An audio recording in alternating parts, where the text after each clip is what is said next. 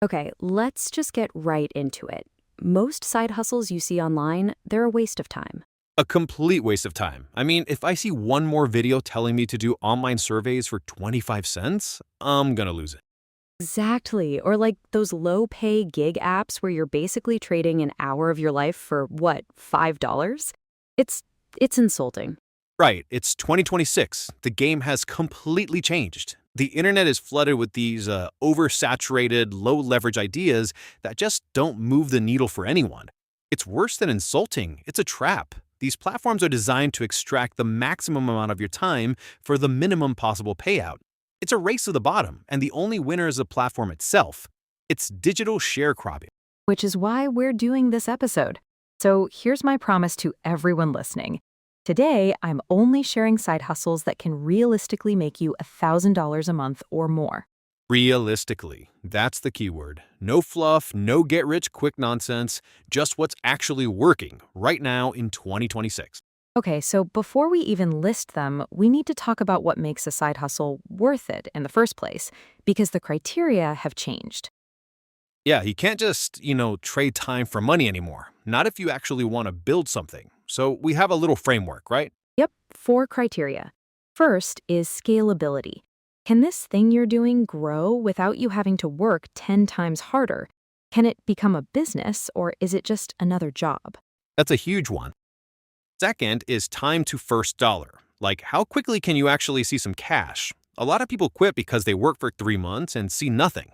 We want things that can get you paid fast. And that's the fundamental difference between, say, driving for a rideshare app versus building a digital product. One is directly tied to your time, the other isn't. You can sell 1,000 copies of an ebook while you sleep, but you can't drive 1,000 cars at once. Absolutely. That early win, even if it's just $50, is the fuel that keeps you going. It makes it real. Without that, it's just a hobby you're pouring hours into with no reward. So true. Okay, third is skill barrier. Is this something you can learn in a weekend, or does it require a 4-year degree? We're looking for that sweet spot, something you can pick up relatively quickly. And the last one, and this is maybe the most important differentiator in 2026, AI leverage. Exactly. You don't want something so easy that everyone's doing it, but you also don't want something that requires a PhD in astrophysics. The sweet spot is a skill that takes maybe 20 to 40 hours of focused effort to learn well enough to charge for it. It's the ultimate force multiplier. If you're doing something manually that an AI could do in 5 minutes, you're not just being inefficient, you're actively choosing to be uncompetitive. Someone else will use the leverage and blow right past you. He's absolutely right. AI is the new electricity. You have to be using it. So let's recap the framework for everyone: scalability, time to first dollar, a reasonable skill barrier, and AI leverage. Just ignore it. It's a distraction. There are better opportunities out there. So, you want to kick us off with the first one, Maria? If a side hustle doesn't hit at least two of these four criteria, just skip it. Seriously, your time is too valuable. Let's do it. Side hustle number one is AI-powered services. And I know, that sounds super broad, but hear me out. Okay, break that down. What does that actually mean? It means you become the person who uses AI tools for businesses that are too slow or too confused to do it themselves. Think about things like AI-powered content creation. You take a company's blog post and turn it into 10 social media posts in like 20 minutes using a tool. Right, or short form video editing. The tools now can take a long podcast like this one and automatically find the best 90-second clips, add captions, and format them for TikTok or Reels. That's a service people will pay hundreds, even thousands of dollars. That's a great example. Or think about like a local restaurant. They make great food, but their Facebook page is a ghost town. You can go to them and say, for $300 a month, I'll use AI to create 3 awesome social media posts for you every single week. The AI can write the captions, it can even generate cool images of food. The restaurant owner doesn't have time to learn that, but they absolutely have $300 for more customers. And it's not just for big corporations, it's for the solo creator, the small business owner, the person who's an expert in their field but a total novice at marketing. They are desperate for this. Even script writing for creators. You can use an AI to analyze a YouTuber's most popular videos and then generate 10 new ideas and scripts in their exact style.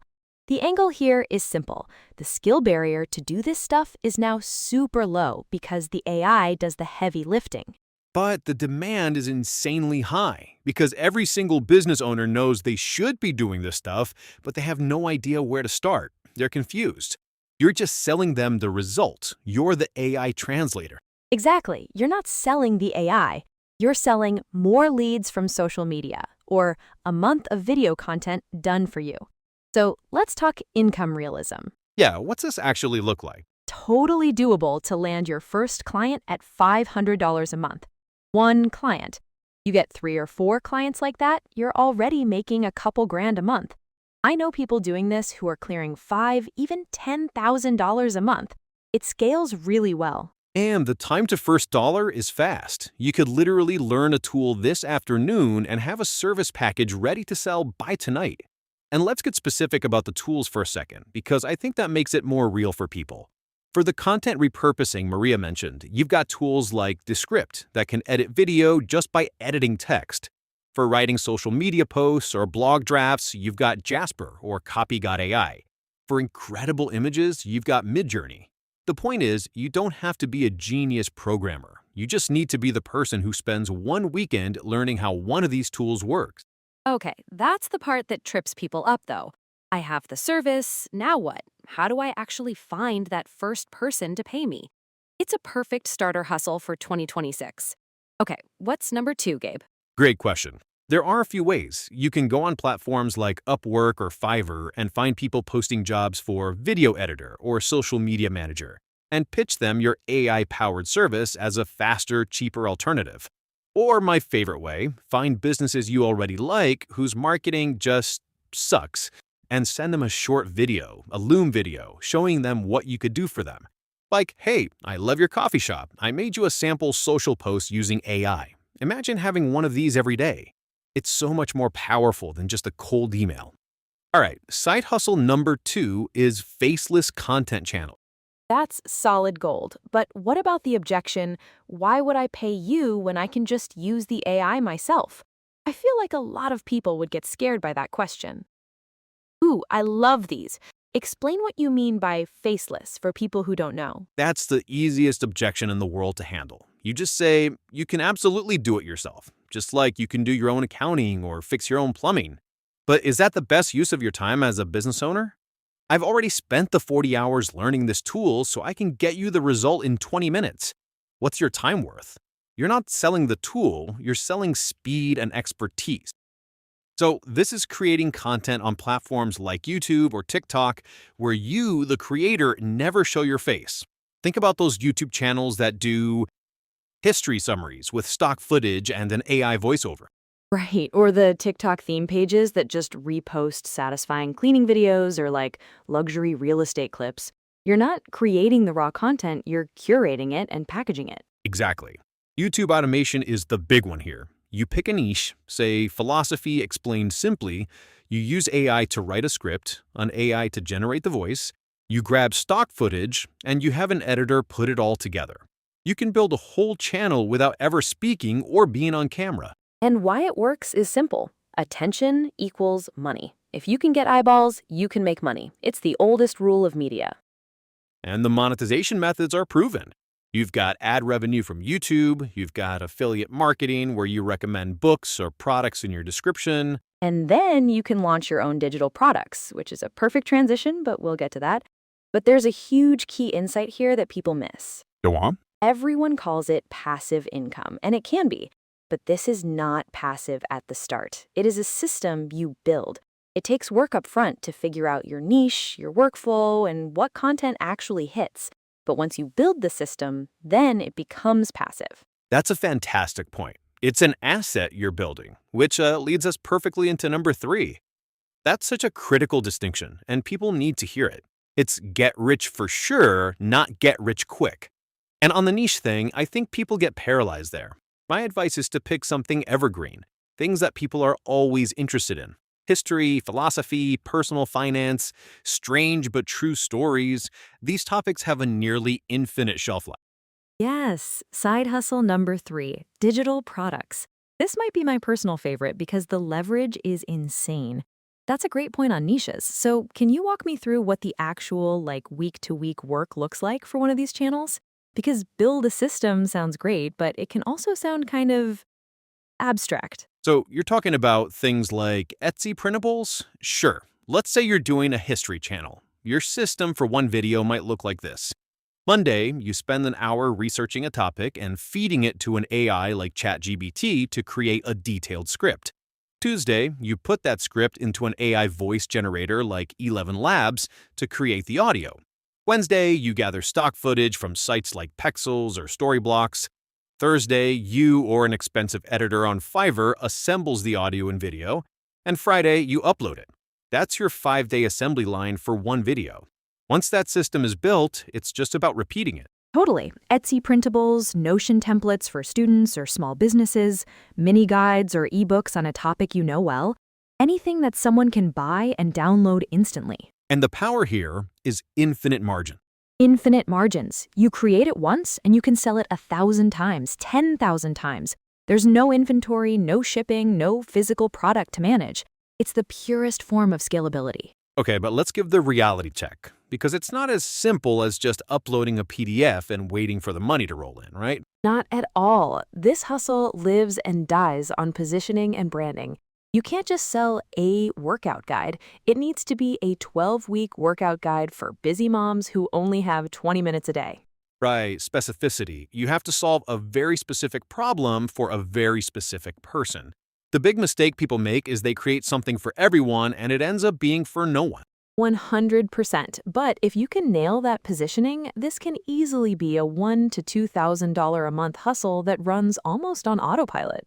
Love it. Okay, number 4 is a bit of a classic, but with a crucial 2026 update. It's freelancing with positioning. And I think people get stuck on the idea part. They think they need to invent something revolutionary, but you don't. The best ideas come from your own life. What's a problem you solved for yourself? Did you create a spreadsheet to track your finances? That's a template. Did you figure out a great system for meal prepping? That's a mini guide. Start with your own solution. Okay, so what do you mean? Like copywriting, that kind of thing? That's such a good point. People fall into the trap of thinking, oh, everyone knows how to do this. It's the curse of knowledge. You forget what it's like to be a beginner. The meal prep guide you think is too simple is a lifesaver for a college student who's never cooked before. Yeah, the core skills are still valuable. Copywriting, UGC content creation for brands, email marketing, SEO, these are all high-income skills. But the twist is that generalists are struggling more than ever. The market is flooded with them. So it's not enough to say, I'm a copywriter anymore. No way. Niching down is where you win. You don't say you're a copywriter, you say, I write email flows for fitness brands that launch new products. Yes, so much more powerful. Because if you're a fitness brand, who are you going to hire? The generalist or the person who lives and breathes your exact world? It's an instant choice. It's a no-brainer, and you can charge a premium for that specialization. This is how freelancers go from charging $50 an hour to $5,000 for a project. Positioning is everything. Okay, I like that. It's an important distinction.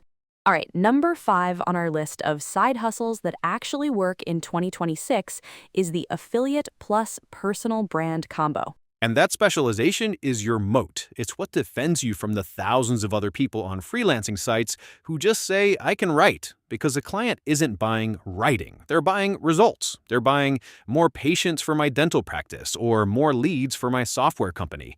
When you position yourself as a specialist and getting them that result, price becomes a secondary concern. Affiliate marketing. A lot of people have gotten burned by this one. Because they do it wrong. It's not about spamming random affiliate links in Facebook groups. That model is dead. In 2026, this only works when you combine it with building a niche personal brand.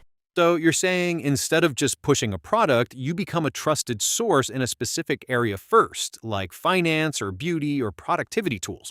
Precisely. You build a small, loyal audience by creating genuinely helpful content. You post daily tips on TikTok, you write a weekly newsletter, you host a space on X. You become the go-to person for, say, the best software for writers. And then, when you recommend a product with an affiliate link, people actually listen because they trust you. That's the key insight. Trust equals conversion. It's a content-first strategy. You give value, give value, give value, then you make a recommendation. It's slower to start, but way more sustainable and profitable in the long run. Totally agree. All right, let's move to number 6. This one is super underrated, I think. I call it the local plus digital hybrid. And this is super important. You have to actually believe in the products you're recommending. People can smell a fake a mile away. If you're just promoting something because it has a high commission, you'll destroy that trust you work so hard to build. The only sustainable path is to recommend things you genuinely use and love. Ooh, intriguing. What's that? It's basically taking the digital skills we've been talking about and applying them to local brick-and-mortar businesses in your town, the ones everyone else online ignores. Like managing the Instagram account for the coffee shop down the street? Exactly that. Or optimizing the website for the local plumbers so they show up first on Google, or running simple Facebook ads for the dentist's office. These businesses are often terrible at digital marketing, but they have money to spend. And why it works is so brilliant. First, there's way less competition. You're not competing against every freelancer in the world. You're competing against, well, probably nobody in your town. Right. And second, they have a higher willingness to pay. To them, $500 or $1,000 a month to get more customers walking in the door is a fantastic investment. You can literally walk in and make a deal in person. It's so direct. Such a great one. So underrated. Okay, so we've given them 6 really solid ideas. Now we have to talk about the flip side, the biggest mistakes that are probably killing your income before you even start. And so tangible. I think people get intimidated by online business, but this is just talking to people in your community. You can literally walk into the local pizzeria on a Tuesday afternoon and say, "Hey, I love your pizza, but I noticed you guys don't have a great online presence. I can help you get more customers ordering online for like $100 a week." The worst they can say is no. Yes, the self-sabotage section. I'll start with the biggest one. Chasing too many hustles at once. Shiny object syndrome. This is huge. You try AI services for a week, then you see a video about Etsy and try that for a week. Then you hear about faceless channels and you end up making 0 progress on any of them. You have to pick one and commit for at least 90 days. Minimum. The second mistake is expecting fast money. This isn't a lottery ticket. It takes time to learn a skill, build a system, or find a client. If you expect to be rich in 30 days, you're just going to quit. Yeah, and it's because every new idea seems easier than the one you're currently working on because you haven't hit the hard part yet. The moment you hit a roadblock with AI services, that Etsy idea suddenly looks so much shinier. It's a dopamine loop of starting but never finishing. So true. Okay, a third one, ignoring distribution. This is a big one. You can have the best digital product or the best freelance service in the world, but if no one knows it exists, you have no audience, you have no sales. It's that simple. You have to spend just as much time marketing the thing as you did creating it. And the last one we already touched on, but it's worth repeating. Bad positioning. Being too general, trying to help everyone. It's a recipe for failure. It really is. And I think this all comes down to one powerful line. It's not the hustle that fails, it's how you execute it. And here's a fourth mistake that I see all the time. Fear of selling. People love the idea of creating a product or a service, but they're terrified of actually asking for money. They feel like they're being pushy or scammy. That's it. Any of these 6 ideas can work, but they won't work if your execution is flawed. Okay, so for everyone listening who's maybe feeling a little overwhelmed but also fired up, let's give them the fastest possible path to their first $1,000, a clear action plan. Let's do it. Step 1. Pick one hustle, just one, from this list, whichever one excites you the most. Don't overthink it, just pick. Okay, step 2. Step 2. Validate demand. Spend 2 hours. That's it, searching for that thing. Are other people selling it? Are people asking questions about it on Reddit or Facebook? You're just looking for proof that people will pay for this. Good. Step 3. Offer your service or product fast. Don't spend 6 months building the perfect website. Create a simple one-page PDF explaining what you do or what you sell. That's it. Yeah, done is better than perfect. Okay, step 4. This is the hard part. Outreach or post daily for 30 days. Send 10 cold emails, post one piece of content, talk to 3 local businesses. Whatever your distribution method is, do it every single day. The consistency is what matters. Okay, and finally, step 5, iterate based on feedback. If no one responds to your emails, change the subject line. If no one buys your product, ask them why. Listen to the market and adjust. That's the path. It's not complicated, but it's not easy. It just requires focus and work. All right, as we wrap up, I think the big message for everyone to take away is this: 2026 is about leverage, not hustling harder. It's about using tools like AI, building scalable systems like digital products, and using positioning to multiply your effort. Stop trading hours for dollars. So, if this episode helped you, do us a quick favor and hit subscribe so you don't miss our future breakdowns. And if you're serious about getting started, go to the comments right now and just type the word START. It's a way of making a commitment to yourself. Love that. And we'll leave you with this final thought.